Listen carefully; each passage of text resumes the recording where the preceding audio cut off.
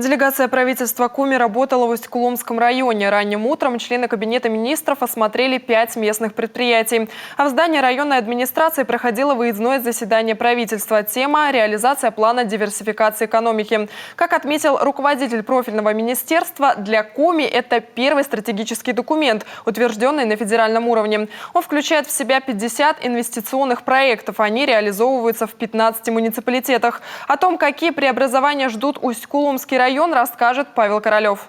Прежде всего отмечу, что реализация плана диверсификации позволит к 2026 году создать в республике почти 6 тысяч рабочих мест и привлечь почти 150 миллиардов рублей внебюджетных инвестиций в отрасли, не связанных с добычей угля.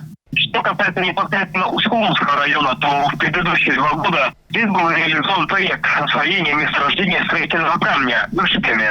Местные власти рассчитывают, что предприятие в короткие сроки выйдет на проектную мощность. Кроме создания новых рабочих мест и дополнительных поступлений в бюджет, оно также позволит значительно удешевить ремонт и строительство улично-дорожной сети, промышленных и социальных объектов.